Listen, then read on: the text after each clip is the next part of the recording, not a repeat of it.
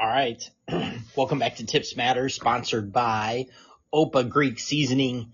Got home, and I needed to do this Central Division preview. Obviously, my favorite being a diehard Blues fan.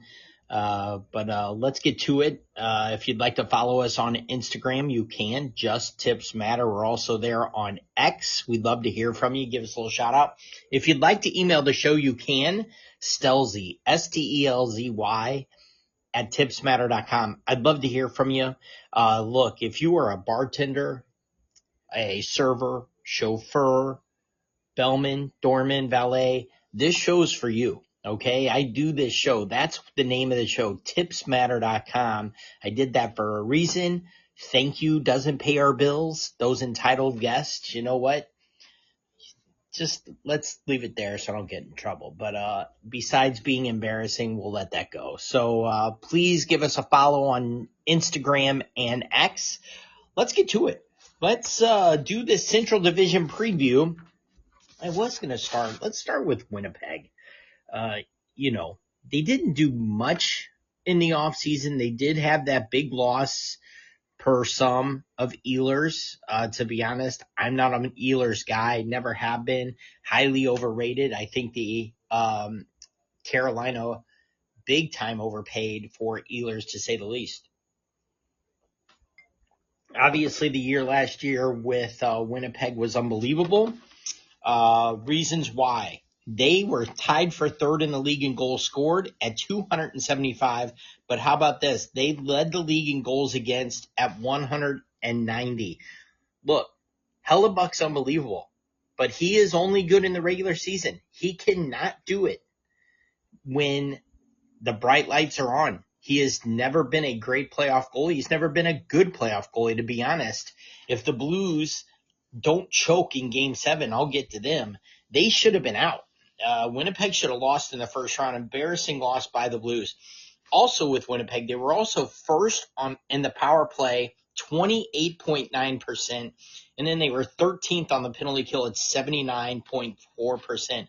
But to only allow 190 goals last year, obviously Hellebuck was unbelievable in the regular season.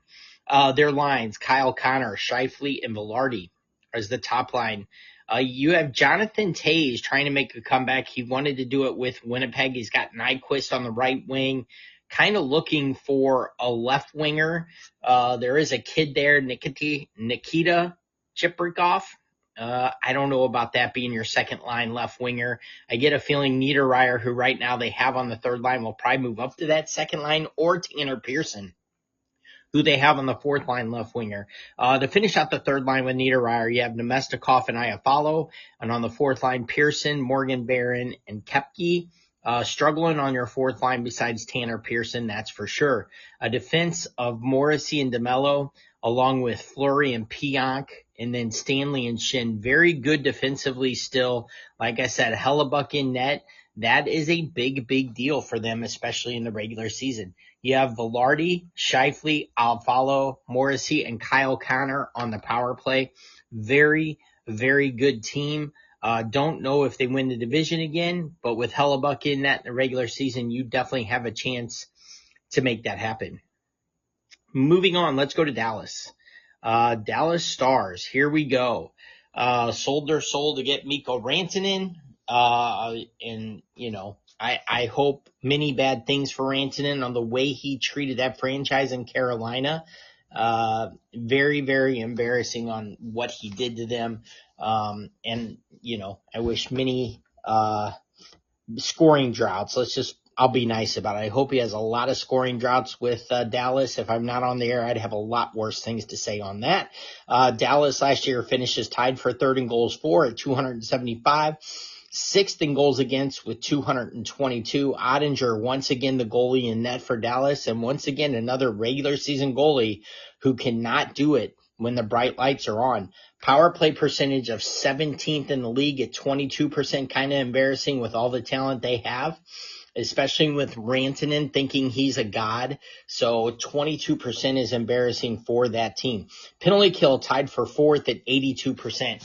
Right now, the lines are set up with Sam Steele on the left wing with Hintz and Rantanen, Second line are Robertson, Wyatt Johnson, who is very, very underrated. Right now they have Maverick Bourque as the second line right winger. Maybe that changes at some point. You have Duchesne and Sagan on the third line looking for a rookie to step up there. You have Foxa, who's back in Dallas after a very, very successful stint with the St. Louis Blues, and Colin Blackwell on the right wing. They really need to find a couple left wingers on this team because they are struggling on left wing.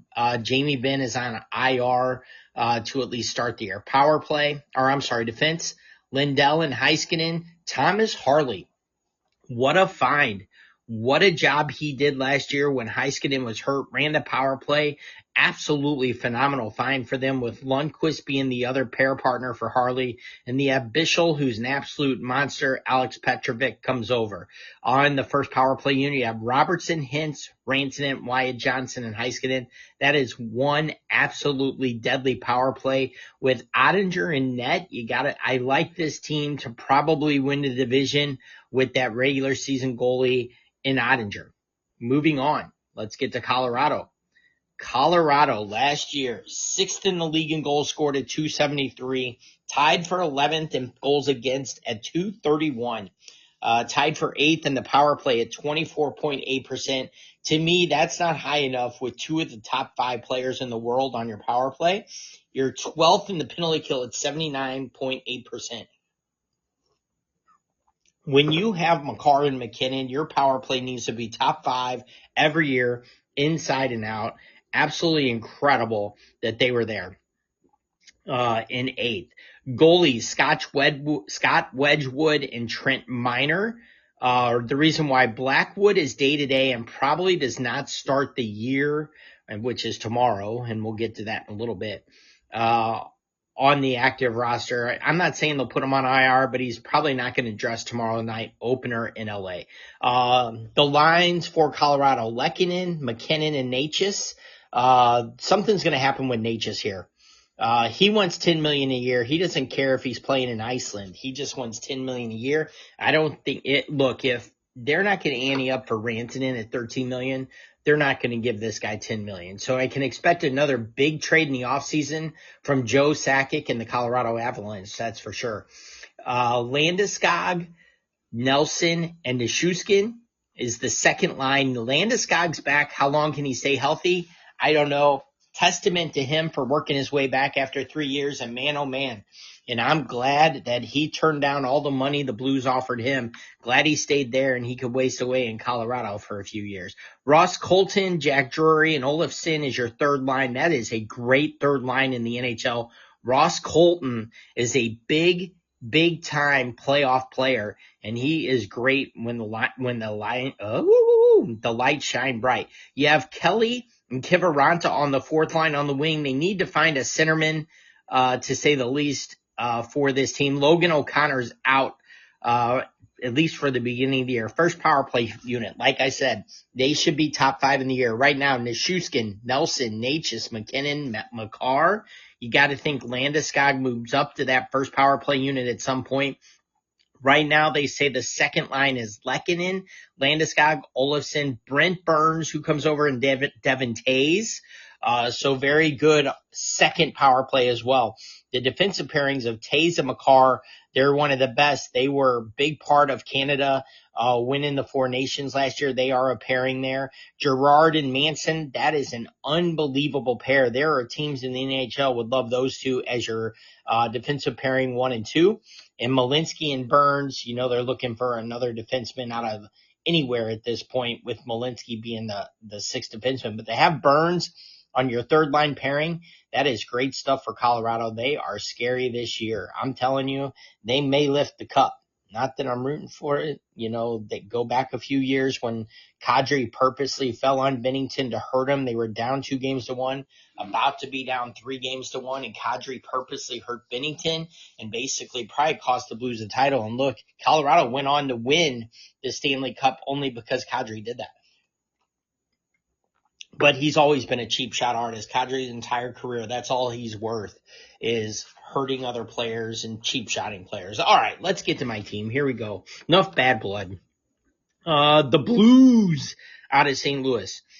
13th in the league in goals at 250. Tied for the 11th in goals against at 231. 16th on the power play at 22.1%. Tied for 27th at 74.2 on the penalty kill. And let's not even get on the 6-on-5. They're the worst team in the league. There was no close second. If they could defend the 6-on-5, they would advance second round. To be honest with you, I had 3 big tickets on them to win the Stanley Cup. They were so hot under Montgomery when he came over from the Bruins. They really were. They were the hottest team in the NHL in the second half. And if they, with 10 seconds left, the Blues should have been grabbing forward sticks and throwing them into the crowd. And then that tip doesn't happen in front with 1.8 seconds left. Absolutely horrible defense by Falk, but it's no surprise. Parayko was on the ice too. They should have been breaking sticks, tackling people.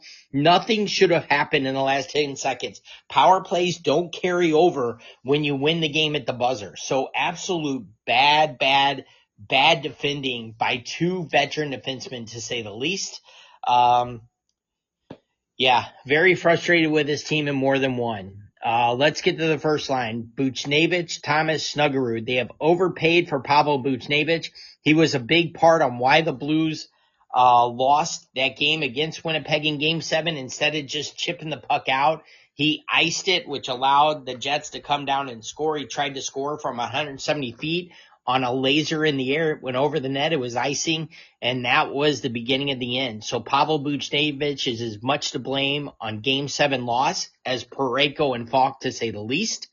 Also, his new contract kicks in, which means he's one of the most overpaid players in the league, hands down, not worth near what he's getting paid. The Blues should have let him walk or traded him.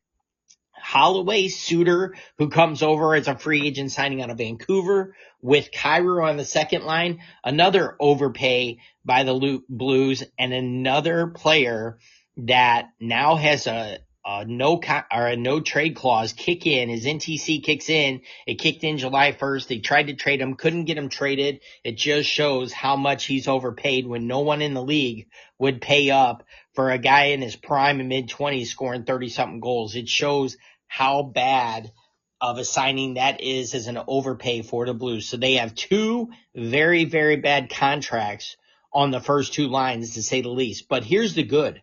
Holloway and Snuggerud, each on the first and second line. They are huge for this Blues team. They had great years. If Holloway's not hurt, they probably win the cup, literally. Neighbors, Shin, and Joseph are on the third line. Look, right now it's either Suter or Shin as the 2C, the other's the 3C. So a very good third line. Jake Neighbors scored 20 goals a couple years ago. He is a very, very good player. He is a perfect complement to Shin. They both like to stir it up, and so does Joseph. So that third line is going to be dirty. Fourth line of Texier, Bugstad, who came over, as well as Toropchenko. Toropchenko is a very good just checker. He can play up and down the lineup if you need him to. He's a really good, long, lanky player, that's for sure. Defense, Cam Fowler, Colton Parayko is your first line. Broberg and Falk on the second line. They couldn't trade Falk for 12 practice pucks if they had to. And then you have Tyler Tucker, who got hurt in the playoffs, along with Logan Mailloux, who comes over on a straight hockey trade, 1-for-1 for Zach Bolduc with the Canadians. They like this Logan Mailloux, and they better, because let me tell you, Bolduc was the leading scorer on this team in goals. In the second half, he was crushing it on the PP1 at the end of the year. Speaking of PP1, Robert Thomas, Shin, Buchnevich, Snuggerud, and Fowler. They just extended Fowler for 3 years. I know he's a little older, but he ran the power play perfectly. Snuggerud is a player, folks. Nobody's talking about this guy. The national media is talking about Snuggerud like he's a top 9 player. He's not. When he's with the right players, which he is with Robert Thomas, who can set him up, he's got one hell of a shot. He's going to score goals in the NHL, and he's going to score a lot of goals. He is a great player, big-time sniper. He is going to be very, very good this year. Second power play is Neighbors, Holloway, Cairo, Falk, and Mailloux. That'll change throughout the year. Falk should not be on that PP2. Goalies, Binnington and Hofer. Bigger the game, the better Binnington is. Just ask Canada. And ask the Bruins 2019. Last but not least, Torrey Krug on IR. Sundqvist just got hurt in practice. Let's go back to Krug. Torrey Krug is going to go down as one of the worst free agent signing in Blues history. You would think the Cardinals ex-GM who just retired, thank the Lord, John Mozeliak, signed him to the free agent contract. It was not him. It was Doug Armstrong, in one of the rare poor decisions of Doug Armstrong's career with the Blues. He anteed up for Krug and did not keep Pietrangelo around, and to be honest with you, it probably cost the Blues a cup, at minimum one. All right. Listen, you're listening to tipsmatter.com. I appreciate you listening in. This is the NHL Central Division preview for 2025-26. You can follow us on Instagram, just Tips Matter, as well as X. Sorry, I'm having a little whistle pig while I'm doing these previews. Also, if you'd like to email the show, stelzy@tipsmatter.com. Go to the website, tipsmatter.com, sponsored by Opa Greek Seasoning. Let's get to the Utah Mammoth. They just got a nickname. It's the Mammoth in the offseason, but here's the big news today. Logan Cooley, their number one center, big young stud, turned down 8 years and $77 million, $9.6 million a year. He turned that down from Utah yesterday or today. Huge decision by Cooley. He's betting on himself. You can't blame the guy. So Utah tied for 20th, 240 goals for, 247 against, which was 17th in the league, 10th on the power play, 24.2%, tied for 14th in the league in the penalty kill, 79.3. Let me tell you something, folks. This Utah team is coming. There is talent up and down this lineup, and it is only getting better. They are all young. Dylan Guenther, Logan Cooley, Peterka, who they traded for with Buffalo, across the first line. That is a killer first line. You're telling me your leading scorer, Clayton Keller, is on the second line with Barrett Hayton and Nick Schmaltz. Third line is Lawson Krause, Jack McBain, and then you're looking for NHL right winger. On the fourth line is Brandon Tanev, Kevin Stenlin, Michael Carson. What a team this is. They could probably use one more, maybe two more forwards, either in the second line or third line, to really make them deadly. They are already full of second liners. To me, Schmaltz and Hayton are on your third line if you are a Stanley Cup contender. They are big time NHL players, but they are not second line players to win a Stanley Cup. That's just my opinion. All right, defense. Great move a couple years ago to trade for Miguel Sergachev. Absolutely great move by them with John Marino. You have Ian Cole and Sean Durzi. I swear to God, Ian Cole came in the year I was born, 1972. That guy's still playing, and he's still a good player. They also bring over Nate Schmidt from the Florida Panthers, who was huge in the Florida Panthers Stanley Cup run this year, and Ali Mata. That is a good top six pairing for defense. I'm telling you, this team is good. You have a power play of Guenther, Hayton, Schmaltz, Sergachev, and Keller. What can you say, folks? Goaltending is a problem. You have Bamelka along with Vanacek, so that's going to be an issue. You probably need to try and find another goalie. You have a ton of young talent. If I'm Utah, I'm making a move. Hell, I'm calling the Blues, seeing if they trade me Binnington. If you won't trade me Binnington, give me Hofer. They need to make a move for a 1G and a stud 1G, and if they would, they are in the hunt to make some noise in the playoffs. No doubt about it. All right. Moving on to the Minnesota Wild. Oh, my gosh. This is going to get me in trouble with people, and I don't care. Minnesota, 25th in the league in goals scored with 225. Tied for 15th at 236. Goals against. They also 20th on the power play at 20.9%. 30th, almost last. Third from the bottom on the penalty kill at 72.4%. When you're the Minnesota Wild, your penalty kill needs to be good because superstars do not want to go play there. I don't care what Kaprizov signed for. Eventually, you just overpaid for him. Yes, I said it. Kaprizov, You overpaid for the guy. There is no chance in heck that you did not overpay. The guy has not played. He's played 2 full seasons in his career. He is always hurt. He's $17.8 million a year. I think he's 28, 29 years old, whatever he is. Hold on, let's go look at it. I don't want to be in trouble with everyone. So this was a controversial thing about the Central Division to me. This guy is big time overpaid. So Kaprizov, he's going to make $9 million this year, and then it's going to be $17 million for the next 4 years, all the way. He won't be a unrestricted free agent until 2034. 8 years, $17 million. He's 28 years old. So let me go through it. Games played, if they have it on the site I'm looking at, here it is. Okay. Games played. He played 55 in 2021. Great. 81 in 21-22. 67 in 22-23. 75 in 23-24. And then he only played 41 games last year. Look, here's all I have to say about that. He's not getting younger. He's 28 years old. He's only getting older. He's always banged up. He's always hurt. Yes, I agree. He does. He produces when he's in the lineup. But you have to be in the lineup to produce, and he is not in the lineup to produce. That's just my opinion. All right, let's get to it. First line, Kaprizov, Rossi, Boldy. Kaprizov and Boldy are definitely first-line players in the NHL, but when your center is Rossi on the first line, you're not going anywhere far, that's for sure. Foligno, Eriksson Ek, Tarasenko's the second line. Tarasenko is not a second-line player anymore. Third line, Trennan, Hartman, and Marcus Johansson. And then your fourth line's really struggling. So I really expect this team to fall off the wayside, to say the least. Middleton and Faber is your first D pairing. Spurgeon's on your second line. Bogosian's on your third line with Jirasek.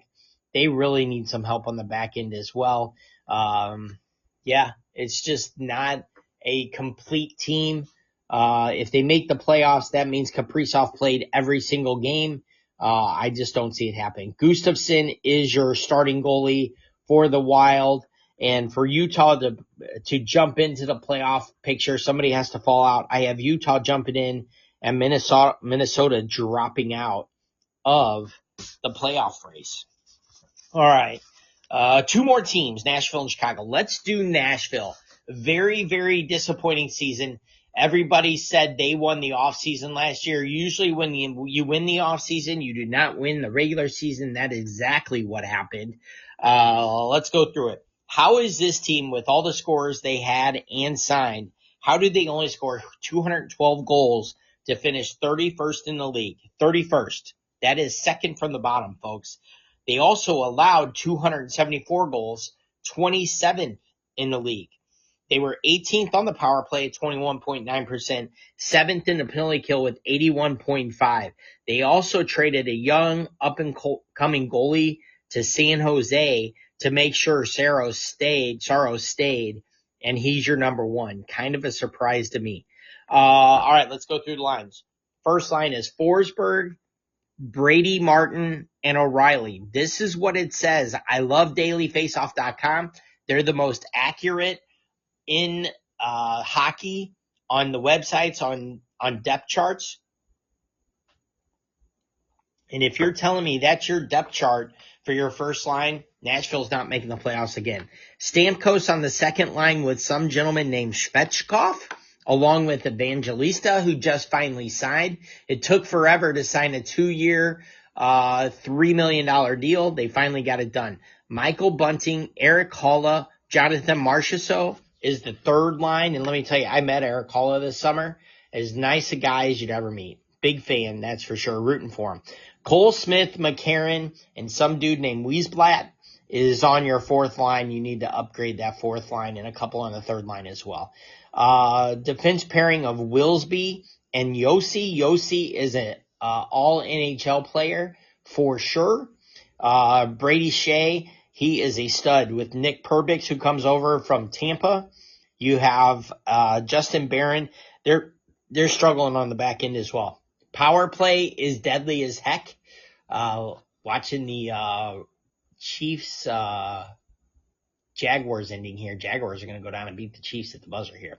Forsberg, O'Reilly, Marchessault, Stamkos, Yossi. That is a deadly power play. That power play should not finish 18th in the league. If all those guys are healthy, that is one deadly power play to say the least. Starting goalie is Saros.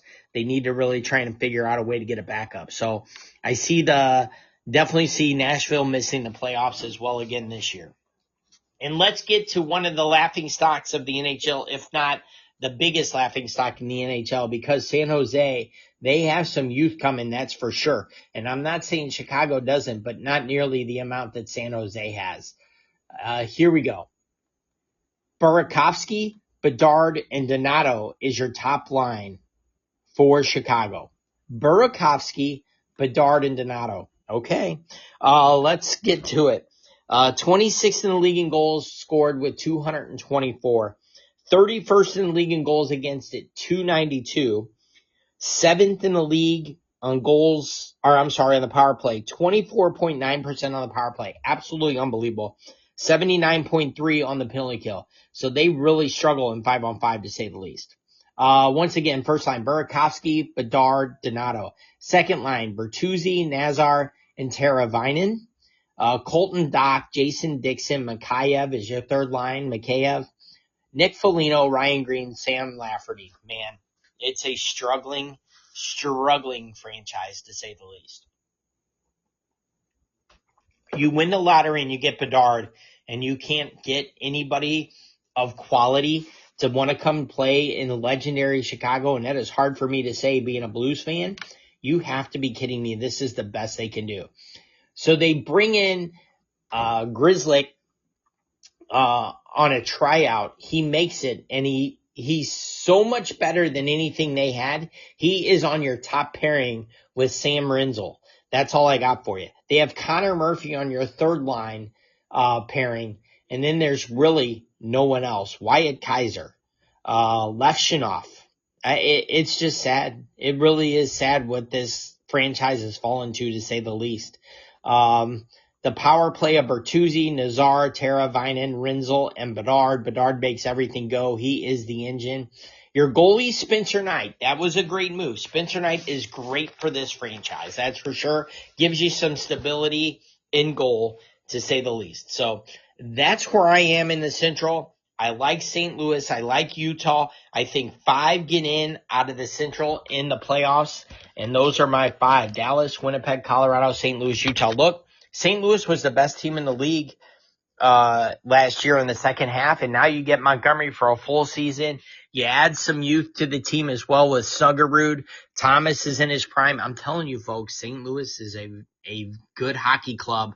Up and down the lineup, they can go 4 lines on you. So, all right, that's where I stand. I'd love to hear from you. Get out there on Instagram and X. Just Tips Matter. Let me know what you think. And until next time,